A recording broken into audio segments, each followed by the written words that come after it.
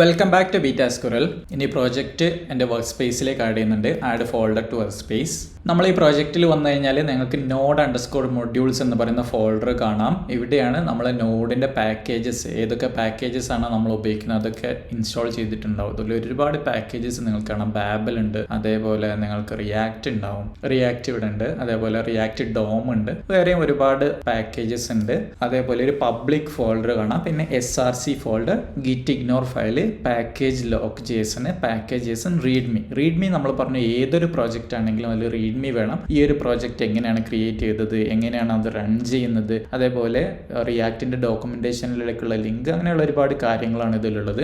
നിങ്ങളുടെ പ്രോജക്റ്റ് ആവുന്ന സമയത്ത് ഈ റീഡ്മി എഡിറ്റ് ചെയ്തിട്ട് നിങ്ങളുടെ പ്രോജക്റ്റിനനുസരിച്ച് മാറ്റേണ്ടതുണ്ട്. ഇനി പാക്കേജ് JSON നമ്മൾ പറഞ്ഞു ഏതൊരു Node.js ആപ്ലിക്കേഷൻ ആണെങ്കിൽ, Node.js ബേസ് ചെയ്ത് ക്രിയേറ്റ് ചെയ്ത ആപ്ലിക്കേഷൻ ആണെങ്കിൽ അതിലൊരു പാക്കേജ് JSON ഫയൽ ഉണ്ടാവും. അതിലായിരിക്കും ആ പാക്കേജിൻ്റെ ഡീറ്റെയിൽസും അതേപോലെ തന്നെ ഡിപ്പെൻഡൻസീസ് ഒക്കെ ലിസ്റ്റ് ചെയ്തിട്ടാണ്. ഇവിടെ ഡിപ്പെൻഡൻസീസിൽ പറഞ്ഞിട്ടുള്ളത് ജസ്റ്റ് ഡോം, അതായത് ടെസ്റ്റിങ്ങിന് ഉപയോഗിക്കുന്നതാണ്. റിയാക്റ്റിൻ്റെ ടെസ്റ്റിംഗ് ലൈബ്രറി, അതിനുശേഷം റിയാക്ട് ഡോമാണ് മാൻഡേറ്ററി ആയിട്ടുള്ളത്.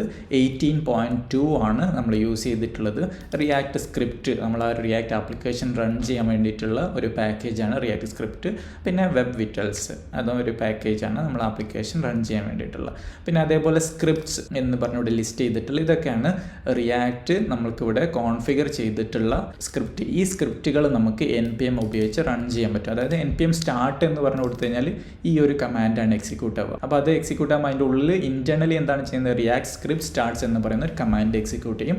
അങ്ങനെയാണ് ഈ ഒരു റിയാക്ട് ആപ്ലിക്കേഷൻ വർക്ക് ചെയ്യുന്നത്. ബാക്കിയുള്ള ഡീറ്റെയിൽസ് ഒക്കെ നമുക്ക് പിന്നീട് നോക്കാം.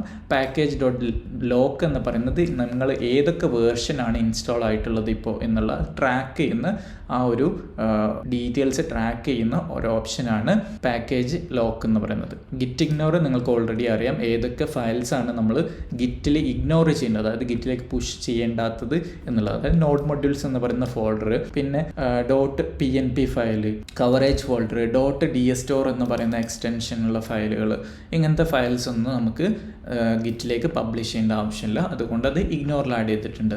ഇനി പബ്ലിക് ഫോൾഡറിൽ പോയി കഴിഞ്ഞാൽ ഈ ഒരു ആപ്ലിക്കേഷൻ നമുക്ക് ഡിപ്ലോയ് ചെയ്യുന്ന സമയത്ത്, അതായത് നിങ്ങളൊരു വെബ്സൈറ്റ് നിങ്ങൾ ഹോസ്റ്റ് ചെയ്യുന്ന സമയത്ത് ഈ ഒരു പബ്ലിക് ഫോൾഡറിൽ ഉണ്ടാകുന്ന കണ്ടന്റ് ആയിരിക്കും നിങ്ങൾ പബ്ലിഷ് ചെയ്യുന്നത്. അപ്പോൾ അതിന് വേണ്ടിയിട്ട് മെയിനായിട്ട് പബ്ലിക് ഫോൾഡർ എന്നാണ് നമ്മൾ ആക്സസ് ചെയ്യുക. അവിടെയാണ് index.html ഫയൽ ഉള്ളത്. നമുക്ക് ഒരു HTML ഫയൽ ലോഡ് ചെയ്തിട്ടാണ് റിയാക്ട് ആപ്പ് എന്ന് പറഞ്ഞു വന്നല്ലോ. അവിടെ ഞാൻ ആ ഒരു റിയാക്ട് ആപ്പ് എന്നുള്ളത് മൈ ആപ്പ് എന്നാക്കി my കൊടുത്തു, സേവ് ചെയ്തു. സേവ് ചെയ്ത് കഴിഞ്ഞിട്ട് ഞാൻ ബ്രൗസറിലേക്ക് വന്നു. ബ്രൗസർ റീഫ്രഷ് ഒന്നും ഞാൻ ചെയ്തിട്ടില്ല. മൈ ആപ്പ് എന്നുള്ളത് ഓട്ടോമാറ്റിക്കലി അത് ലൈവ് റീലോഡിങ് ചെയ്തിട്ടുണ്ട്. അങ്ങനെ ലൈവ് റീലോഡിങ് ഫംഗ്ഷനാലിറ്റി കൂടെ ഈ ഒരു ക്രിയേറ്റ് റിയാക്ട് ആപ്പ് ഉപയോഗിച്ച് നമ്മൾ ഒരു പ്രോജക്റ്റ് ക്രിയേറ്റ് ചെയ്ത് കഴിഞ്ഞാൽ നമുക്ക് അച്ചീവ് ചെയ്യാൻ പറ്റും. അതിലുള്ള ഓപ്ഷൻസ്, അതായത് നമുക്കുള്ള ഈ ഒരു ഫാവ് ഐക്കൺസ് നിങ്ങൾ ചേഞ്ച് ചെയ്യണമെങ്കിൽ നിങ്ങൾക്ക് ചേഞ്ച് ചെയ്യാം. നിങ്ങളുടേതായ ഫാവ് ഐക്കൺ പ്ലേസ് ചെയ്തിട്ട് അത് മാറ്റാം. നമ്മൾ നേരത്തെ പറഞ്ഞതുപോലെ നമുക്കൊരു div ID റൂട്ട് എലമെന്റ് ഉണ്ട്. വേറെ കോഡൊന്നുമില്ല. ഇതിൻ്റെ ഉള്ളിൽ നമ്മൾ നേരത്തെ കണ്ടിട്ടുള്ള ബ്രൗസറിൽ കണ്ട എഡിറ്റ് SRC React.js ഇതൊന്നും നമ്മളുടെ ഈ ഒരു HTML ഫയലിൽ കാണുന്നില്ല. വേറെ സ്ക്രിപ്റ്റ് ഒന്നും കാണുന്നില്ല. JavaScript ഇൻക്ലൂഡ് ചെയ്തത് കാണില്ല നിങ്ങൾക്ക്. അതേപോലെ തന്നെ ബാക്കിയുള്ള HTML ഒന്നും കാണുന്നില്ല. എന്താണ് സംഭവിക്കുന്നതെന്ന് വെച്ച് കഴിഞ്ഞാൽ നമ്മളിതൊരു ബിൽഡ് ചെയ്യുന്ന സമയത്ത് അല്ലെങ്കിൽ റൺ ചെയ്യുന്ന സമയത്ത് ഈ റിയാക്റ്റിൻ്റെ സ്ക്രിപ്റ്റുകൾ എന്ത് ചെയ്യുമെന്ന് വെച്ച് കഴിഞ്ഞാൽ വേണ്ട സ്ക്രിപ്റ്റുകളൊക്കെ ഈ ഒരു HTML ഫയലിലേക്ക് ഇൻജെക്റ്റ് ചെയ്യും. ഇൻജെക്റ്റ് ചെയ്തതിന് ശേഷം നമ്മൾ നേരത്തെ ചെയ്ത പോലെ തന്നെ ഈ ഒരു പ്രോജക്റ്റ് റിയാക്ട് പ്രോജക്റ്റ് ആക്കി മാറ്റും. ഇനി ലോഗോയൊക്കെ നിങ്ങൾക്ക് ചേഞ്ച് ചെയ്യണമെന്നുണ്ടെങ്കിൽ ഇമേജ് ഒക്കെ ഇവിടെ മാറ്റിയിട്ട് അതിനുശേഷം നിങ്ങൾക്ക് ഒരു HTML മാറ്റി കൊടുക്കാം. ഇനി മെയിനായിട്ട് നമ്മൾ കോഡ് ചെയ്യാൻ പോകുന്ന ഏരിയ എന്ന് പറയുന്നത് SRC, അതായത് സോഴ്സ് എന്ന് പറയും, സോഴ്സ് ഫോൾഡറിൽ. അതിൽ സ്റ്റാർട്ട് ചെയ്യുന്ന ഫയൽ എന്ന് പറയുന്നത് index.js ആണ്. ഈ ഒരു ഫയൽ നിന്നാണ് സ്റ്റാർട്ട് ചെയ്യുന്നത്. അപ്പോൾ അവിടെ നിങ്ങൾക്ക് കാണാം ഇമ്പോർട്ട് റിയാക്ട് ഫ്രം റിയാക്ട്, അതായത് റിയാക്ട് ലൈബ്രറി നമ്മൾ npm ഇൻസ്റ്റാൾ ഉപയോഗിച്ച് റിയാക്ട് ലൈബ്രറി ഇൻക്ലൂഡ് ചെയ്തിട്ടുണ്ടല്ലോ. പാക്കേജ് JSONലുണ്ട്, റിയാക്ട് നമ്മളോട് ഇൻക്ലൂഡ് ചെയ്തിട്ടുണ്ട്. അപ്പോൾ ആ ഒരു റിയാക്റ്റിന്ന് നമുക്ക് എന്ത് ചെയ്യണം, റിയാക്ട് എന്ന് പറയുന്ന ആ ഒരു വേരിയബിൾ നമുക്ക് അതിൽ നിന്ന് ഇമ്പോർട്ട് ചെയ്യും. അതേപോലെ React DOM from React DOM /client. അതിനുശേഷം നമ്മളൊരു CSS ഇമ്പോർട്ട് ചെയ്തിട്ടുണ്ട്. ഇങ്ങനെ JavaScriptൽ നമ്മൾ JSX എന്ന് പറയുന്ന സിൻറ്റാക്സ് ഉണ്ട്. അതൊക്കെ ഉപയോഗിക്കുന്ന സമയത്ത് നമുക്ക് റിയാക്റ്റിൽ ഇങ്ങനെ CSS ഇമ്പോർട്ട് ചെയ്യാൻ പറ്റും. സാധാരണ നമ്മൾ HTML അതൊരു ലിങ്ക് href ഒക്കെ ആക്കി കൊടുക്കുന്നതിന് പകരം ഇവിടെ നമ്മൾ ഡയറക്റ്റ് ആയിട്ട് ഇമ്പോർട്ട് ചെയ്യാൻ പറ്റും. ഇമ്പോർട്ട് എവിടെയാണോ ഫയൽ ഉള്ളത് മെയിൻ ഫോൾഡറിൽ, അതായത് ഇതേ സെയിം ഫോൾഡറിലുള്ള CSS ഫയലാണ് നമ്മൾ ഇമ്പോർട്ട് ചെയ്തിട്ടുള്ളത്. അതേപോലെ ഇമ്പോർട്ട് ആപ്പ് ഫ്രം ആപ്പ് എന്ന് പറയുന്ന ഫയലുള്ള JS ഫയലുള്ള ഒരു ആപ്പ് എന്ന് പറയുന്ന ഒരു കമ്പോണൻറ്റ് നമ്മൾ ഇമ്പോർട്ട് ചെയ്തിട്ടുണ്ട്. എന്താണോ പിന്നീട് നോക്കാം. അതേപോലെ വെബ് വിറ്റൽസ്, ഇതൊരു നമുക്ക് മാൻഡേറ്ററി അല്ല, അത് ജസ്റ്റ് നമ്മൾ ഫങ്ഷനാലിറ്റിക്ക് വേണ്ടിയിട്ട് ഉപയോഗിക്കുന്നത്, പെർഫോമൻസ് ഒക്കെ ചെക്ക് ചെയ്യാൻ വേണ്ടിയിട്ട് ഉപയോഗിക്കുന്നതാണ്. ഇനി റൂട്ട്, അതായത് നമ്മൾ നേരത്തെ ചെയ്ത പോലെ തന്നെ ഒരു റൂട്ട് ക്രിയേറ്റ് ചെയ്യുന്നത് React DOM dot create root, എന്നിട്ട് അതിൽ ഡയറക്റ്റ് നമ്മൾ പാസ് ചെയ്യണം document dot get element by ID root. അതായത് ഈ റൂട്ട് എന്ന് പറയുന്ന എലമെന്റ് നമ്മൾ HTML പബ്ലിക് ഫോൾഡറിൽ ആ ഒരു എലമെന്റിലേക്ക് ഒരു റിയാക്ട് ആപ്ലിക്കേഷൻ ക്രിയേറ്റ് ചെയ്യാനാണ് പറയുന്നത്. ഓക്കെ, ക്രിയേറ്റ് ചെയ്തു. എന്നിട്ട് അതിൻ്റെ ഉള്ളിൽ ആ ഒരു ആപ്ലിക്കേഷൻ്റെ ഉള്ളിൽ എന്ത് റെൻഡർ ചെയ്യണം, നമ്മൾ റൂട്ട് ഡോട്ട് റെൻഡർ, അതിൻ്റെ ഉള്ളിലേക്ക് എന്താണ് റെൻഡർ ചെയ്യേണ്ടത് എന്നുള്ള ആപ്പ് എന്ന് പറയുന്ന നമ്മുടെ കമ്പോണൻ്റ് ആണ് ആ ഒരു റെൻഡർ ചെയ്യുന്നത്, ആ ഒരു എലമെന്റിൻ്റെ ഉള്ളിലേക്ക് റെൻഡർ ചെയ്യുന്നത്. പിന്നെ അതിന് കൂടാതെ ഒരു strict mode, React dot script mode എന്ന് പറയുന്ന ഒരു എലമെന്റ് കൂടെ ഇവിടെ യൂസ് ചെയ്തിട്ടുണ്ട്. അതായത് നമുക്ക് വാർണിംഗ്സ് ഒക്കെ എററാക്കി മാറ്റാൻ പറ്റുന്ന ഒരു കമ്പോണൻ്റാണ്. ഇത് മാൻഡേറ്ററി അല്ല. റിമൂവ് ചെയ്ത് കഴിഞ്ഞാൽ അതിൻ്റെ ക്ലോസിംഗ് ടാഗും റിമൂവ് ചെയ്യണം. ഇപ്പോൾ നമുക്കത് പ്ലേസ് ചെയ്ത് കഴിഞ്ഞാൽ നമുക്ക് ഡെവലപ്മെൻറ്റിൻ്റെ ടൈമിൽ എന്തെങ്കിലും ഇഷ്യൂസ് ഒക്കെ വരാൻ സാധ്യതയുണ്ടെങ്കിൽ അതിന് വാർണിംഗ്സ് ഒക്കെ നമുക്ക് എറേഴ്സ് ആയിട്ട് കാണാൻ പറ്റും. ഓക്കെ, ഇവിടെ നമ്മൾ സാധാരണ നമ്മൾ ഒരു HTML ടാഗ് ഉപയോഗിക്കും പോലെ തന്നെ ഒരു കമ്പോണൻറ്റ് ഇവിടെ ഉപയോഗിച്ചിട്ടുണ്ട്. ഇനി എന്താണ് ആ ഒരു app.js ഫയൽ എന്നോ? app.js ഫയൽ വന്നു കഴിഞ്ഞാൽ അത് ജസ്റ്റ് സിമ്പിൾ ജാവാസ്ക്രിപ്റ്റ് ഫംഗ്ഷൻ ആണ്. ഫംഗ്ഷൻ ആപ്പ് ക്യാപിറ്റലാണ് കൊടുത്തിട്ടുള്ളത്. കാരണം കമ്പോണൻസ് ഒക്കെ നമ്മൾ നെയിം കൊടുക്കുന്ന സമയത്ത് ക്യാപിറ്റലിൽ സ്റ്റാർട്ട് ചെയ്യണം. കാരണം നമ്മൾ HTML സ്മോൾ ലെറ്റേഴ്സ് ആണ് ഉണ്ടാവുക, ഡിവ് അല്ലേ.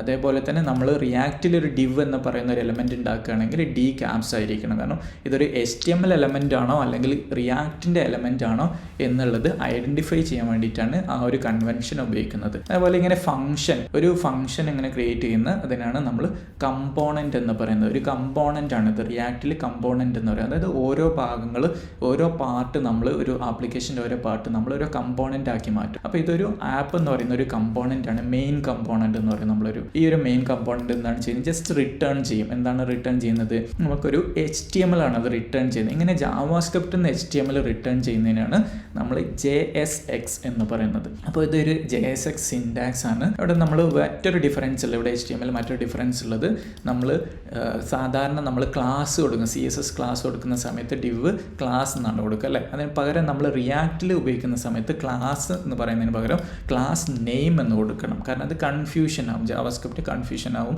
സാധാ ജാവാസ്ക്രിപ്റ്റിലെ ക്ലാസ് ആണോ അതോ ക്ലാസ് നെയിം ആണോ എന്നുള്ള കൺഫ്യൂഷൻ എന്ന് ഒഴിവാക്കാൻ വേണ്ടിയിട്ടാണ് റിയാക്റ്റ് ഡെവലപ്പേഴ്സ് ഈ ഒരു സിൻടാക്സ് ഫോളോ ചെയ്തിട്ടുള്ളത്. അപ്പോൾ ക്ലാസ് നെയിം ആപ്പ് എന്ന് പറയുന്ന ക്ലാസ് നെയിം കൊടുത്തു. ഈ ഒരു ക്ലാസ് നെയിം നമുക്ക് എന്ത് വേണമെങ്കിലും കൊടുക്കാം. ആ ഒരു CSSൽ അവർ അപ്രോച്ച് ഇതാണ്, അതുകൊണ്ടാണ് നമ്മളിവിടെ ആപ്പ് എന്ന് കൊടുത്തിട്ടുള്ളത്. ഓൾറെഡി ആ ഒരു ടെംപ്ലേറ്റുള്ളതാണ്, നമ്മൾ കൊടുത്തതല്ല. അതിനുശേഷം ഒരു ഹെഡർ എലമെന്റ് ഉണ്ട്, പിന്നെ ഇമേജ്, ഇതാണ് ആ ഒരു ആനിമേറ്റിംഗ് ലോഗോ, ആ ഒരു എഡിറ്റ് SRC എന്ന് പറയുന്ന ആ ഒരു ടെക്സ്റ്റ് ഇവിടെ. അതേപോലെ ഡോക്യുമെന്റേഷനിലുള്ള ലിങ്ക് ഉണ്ട്. നമുക്ക് ഈ കമ്പോണൻസ് കംപ്ലീറ്റ് ആയിട്ട് നമുക്ക് റിമൂവ് ചെയ്യാം. പിന്നെ അതേപോലെ CSS നോക്കിക്കഴിഞ്ഞാൽ നിങ്ങൾക്ക് കാണാൻ പറ്റും. CSSൽ വന്നു കഴിഞ്ഞാൽ ബോഡി, പിന്നെ ജസ്റ്റ് ആ ഒരു ബോഡിയിലേക്ക് മാർജിനും പിന്നെ ഫോണ്ട് കാര്യങ്ങളൊക്കെ സെറ്റ് ചെയ്യുന്ന അത്രേ ഉള്ളൂ. മറ്റുള്ള CSS ഒന്നും കൊടുത്തിട്ടില്ല. അതേപോലെ CSS ആപ്പിലാണ് ഈ ഒരു കമ്പോണന്റ്, അതായത് app.js എന്ന് പറയുന്ന കമ്പോണന്റിൽ app.css ഇൻക്ലൂഡ് ചെയ്തിട്ടുണ്ട്. ഒരു ലോഗോയും ഇൻക്ലൂഡ് ചെയ്തിട്ടുണ്ട്. ആ ഒരു ലോഗോയാണ് നമ്മൾ ഇമ്പോർട്ട് ചെയ്ത ലോഗോയാണ് ഇവിടെ യൂസ് ചെയ്യുന്നത്.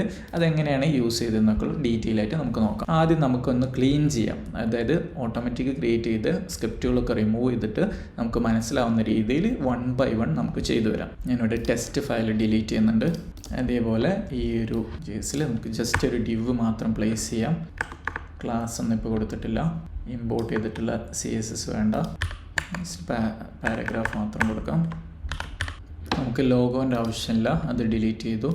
സെറ്റപ്പ് ടെസ്റ്റ് ഡിലീറ്റ് ചെയ്തു. പെർഫോമൻസ് ചെക്കിംഗ് ഡിലീറ്റ് ചെയ്തു. അതിനുശേഷം index.jsൽ ആ ഒരു കോഡ് നമ്മൾ റിമൂവ് ചെയ്യാണ്. Okay, index CSS മാത്രമുണ്ട്. ആ ഒരു CSSൽ കാര്യമായിട്ട് CSS ഒന്നുമില്ല. നമുക്ക് ഈ ഒരു ഫയൽ ഉപയോഗിക്കാം നമുക്ക് CSSന് വേണ്ടിയിട്ട്.